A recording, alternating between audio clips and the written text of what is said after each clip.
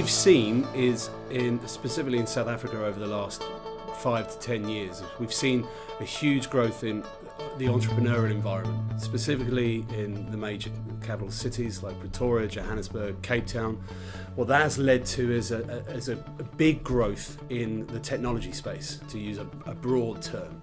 So we've seen a huge amount of, and we are still seeing a huge amount of young South Africans inventing new code, new apps, new software, and obviously it's being built here, and they're trying to break into the global stage. And with that comes the question of that intellectual property, that the code itself, the software, the applications themselves, and where are they hosted, where best to license them from, how do South African companies grow, and obviously our talk today was very much on how businesses should be structured. Intellectual property rights are territorial, which means that they are only protected in the territory in which they are either based or registered. So if you take the example of a trademark, it has to be registered in the specific territory that you as a business intend operating in, so that you will have protection. And that is protection against third parties copying the trademark, which then would create a dilution and confusion in the marketplace. In today's technological world, IP is an important part of your business assets. Understanding the way that your IP is created, how it is protected, how it is enforced, and how you can move it about is key.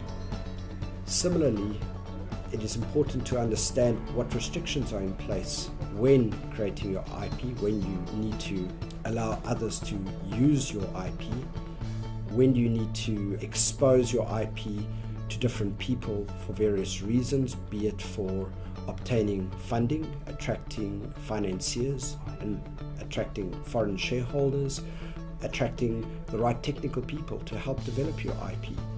Understanding the rules of the game are essential, because these are integrally aligned with your business strategy. South African companies are starting to compete, and what they now need is this platform to structure their companies overseas and make themselves an attractive investment opportunity. Today we touched on a variety of topics around that, and what I think the main message that came out of it was that the South African firms that are looking to break into the global stage really need to think about where they're being based, where their intellectual property is held for the future. So they almost need to plan 5, 10, 15, 20 years in ahead and work out what they want to do with it if they want to branch out further than just South Africa. Why it's important is because businesses have to consider where they in future wish to operate. And this is prior to registering their intellectual property, to ensure that they get the intellectual property registration in the particular territory that they intend to operate in. Understanding that environment and understanding the territorial nature of your intellectual property and how it marries into your business strategy is key. So that's an important consideration in the greater strategy of a business.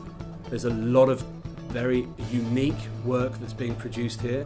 It's a fantastic, vibrant place to be working, and there's a bright future for many Cape Town, Pretorian and Johannesburg firms in the tech space.